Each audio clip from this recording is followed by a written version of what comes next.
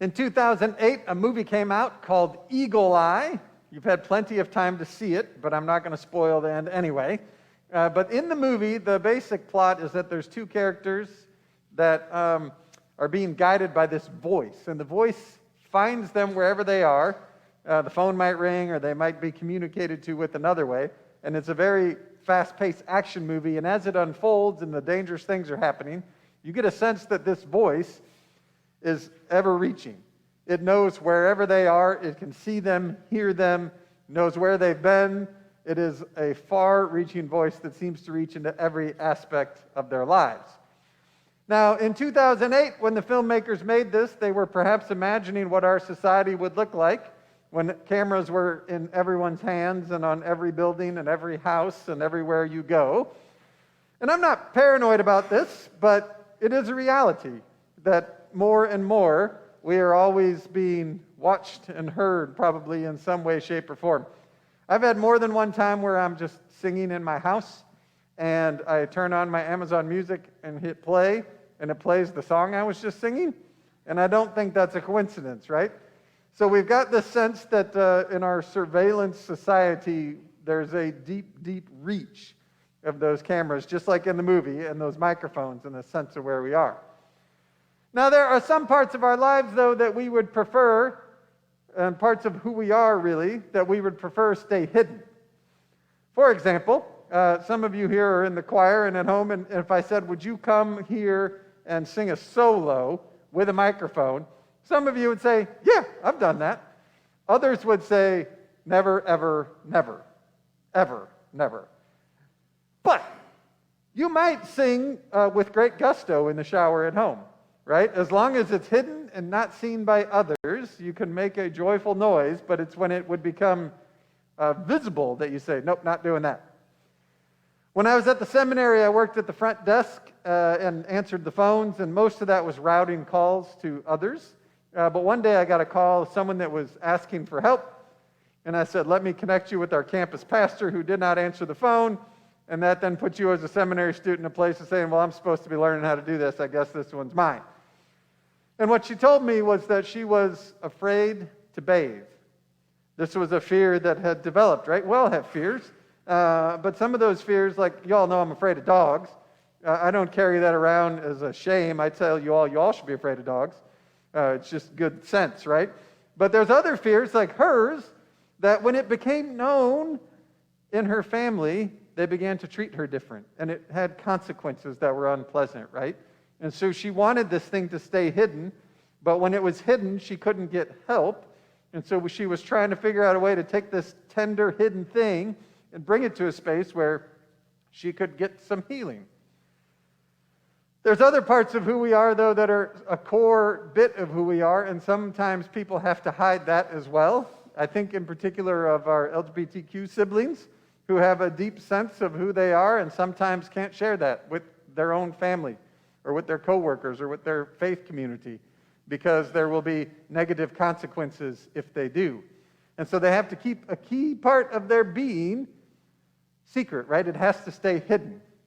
And in all of this hidden things, right, whether it's that core part of our being or sort of the silly example of singing in the shower, we all have something that's tender, right? A tender part of who we are, whether it's a fear, a hope, a dream, part of our identity that we want to hold close because we have seen what happens when those hidden things are made known. And the consequences of them being made known are sometimes bad, but the consequences of them staying hidden can be bad as well. I know some people who struggled for decades with their sexuality, and along the way, because they were living one way publicly and trying to figure out who they were in that hidden space, developed addictions to try to cope with the just extreme stress of trying to live in that space. Those hidden things can have consequences when they're made known and when they stay hidden. Today, we hear from Psalm 36 that God has a reach as well. Just like in the movie, there was this voice that seemed to be everywhere. God has a reach. Psalm 36 tells us that that reach is God's love reaches to the heavens, God's faithfulness to the clouds, God's righteousness to the highest mountains, and God's justice to the depths. That's really saying that God's reach is everywhere, right? You can't get away from God's reach. And for those things about who we are that are hidden, that should be good news, because what it means is when we find ourselves in those tender spaces, God's love finds us there. God's faithfulness can find us there. Even if it's hidden to the rest of the world, God's righteousness can find us there, and God's justice can find us there. And God can gather us up in that tender space amidst the consequences if it's not hidden, the consequences if it stays hidden, all the rest of that. God finds us there and finds us with love and faithfulness and righteousness and justice. If we jump forward from the Psalms to the story of Jesus, he dies on the cross, right? And death was the end, except for that God's reach goes all the way through death into places of new life, right? The resurrection. And so when we think about God's love and faithfulness and righteousness and justice finding us in those hidden parts of who we are, it's even through death that God finds us there and brings us to new life in those places. And so on a day where we can maybe reflect on our tender hidden parts and God's reach, and to say, well, no matter what those hidden things are, God's going to find us, make us whole, meet us with new life, we could say amen and probably stop right there.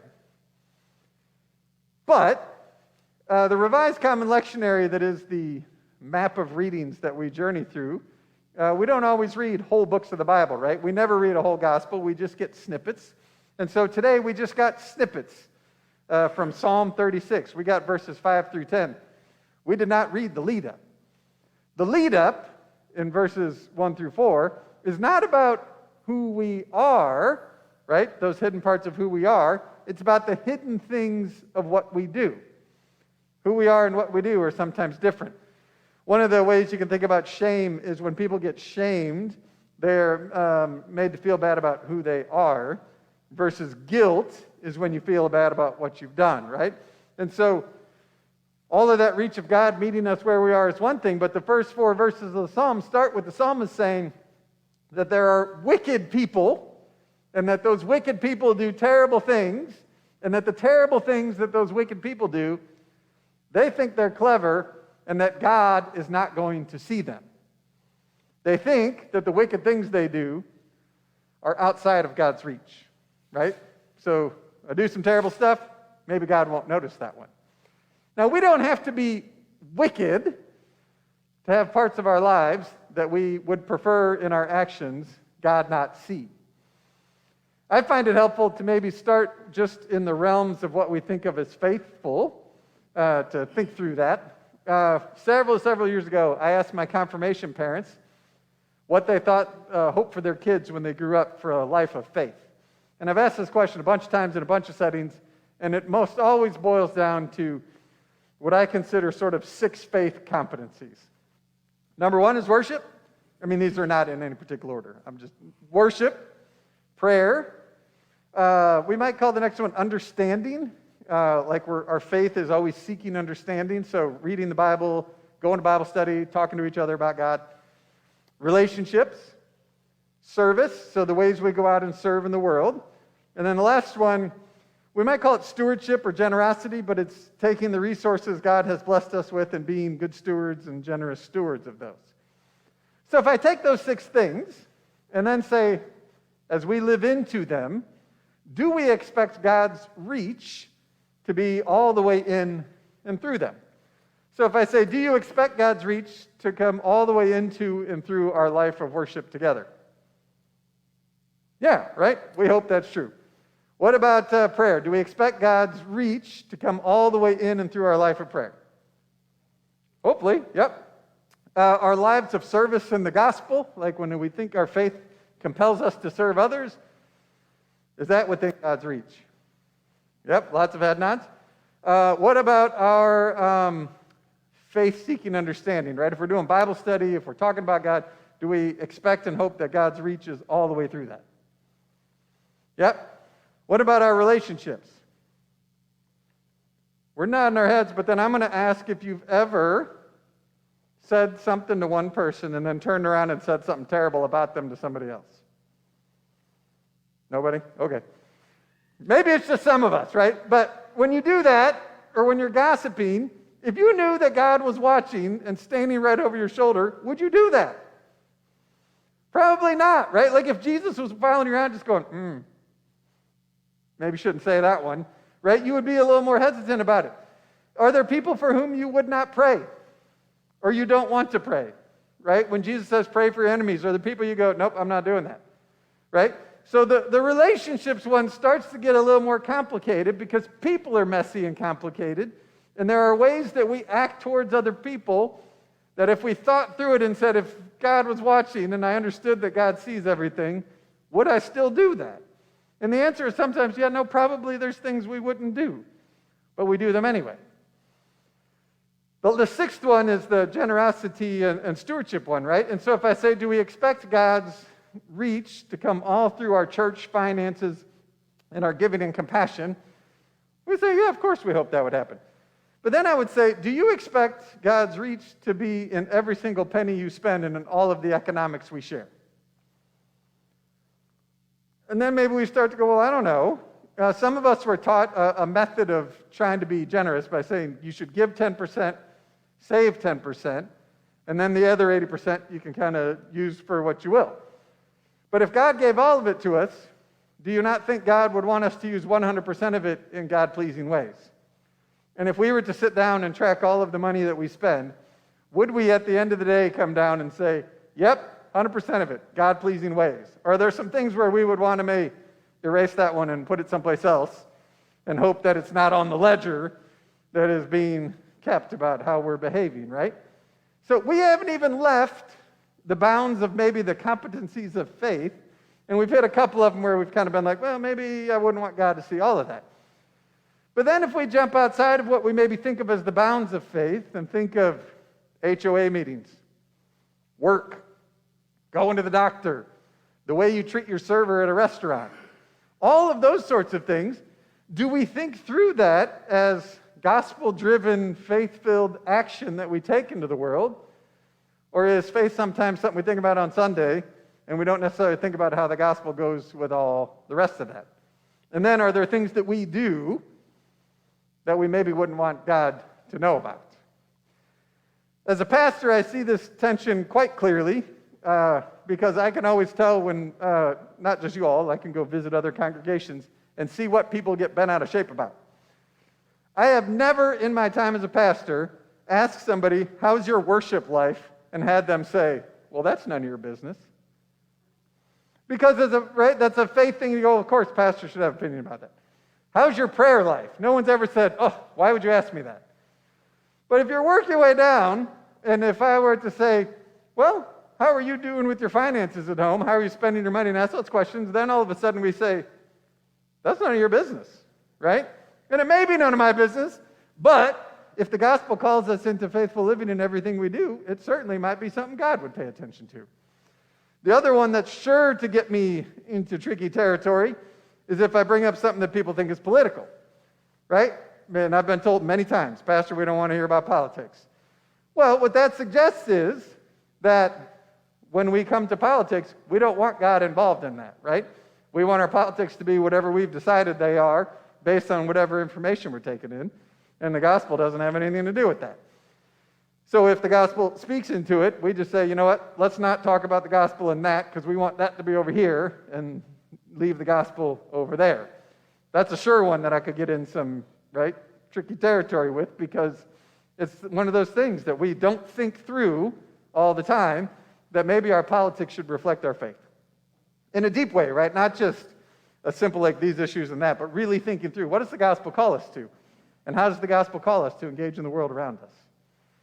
All of this is to say that when we look at the psalm today, we don't have to be wicked to believe that we sometimes wish there were parts of what we do in the world that we wish God didn't see.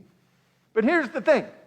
The psalmist says there's wicked people doing wicked things, and they think that they're going to get away with it because God's not going to see it. So you might think then that what the psalmist would say next is God's reach is everywhere, which means God's wrath is going to find you in your wickedness, and God's anger is going to find you in the terrible things that you're doing, and God's judgment is going to be heavy-handed, right? That would make sense, but that's not what it says.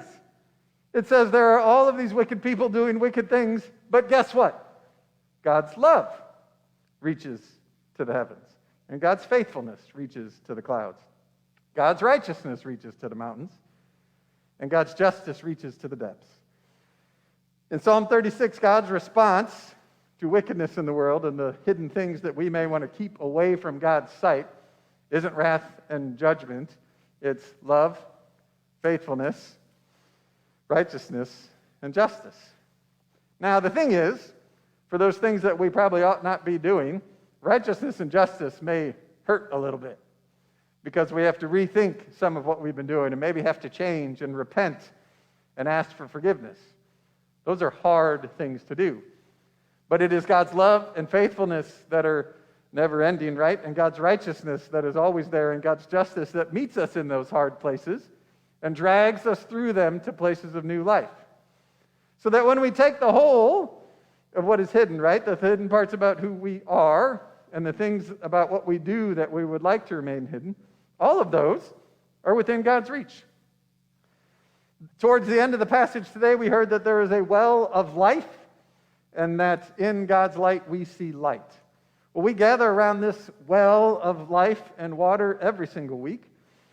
Everything that is who we are and what we do is within God's reach, and through these waters, God shapes us with that reach into new and different people. In the movie Eagle Eye, that voice that tracks all the way through is not a life-giving voice. When you track through the movie, it's a terrible, terrible voice that is tracking them and reaching into their lives. But God's voice is light. We've been hearing that since Christmas, right? The light shines in the darkness, and the darkness did not overcome it. The psalm also talks about being in the shadow of God's wings, and we think about the other verse that says that we will be borne up on eagle's wings. And so today we remember that God's reach through these waters and into our lives is unending. We can't get away from God. We can't escape God. Nothing that is hidden about us is outside of God's tender care, and nothing that is broken about us is outside of God's ability to shape and make new.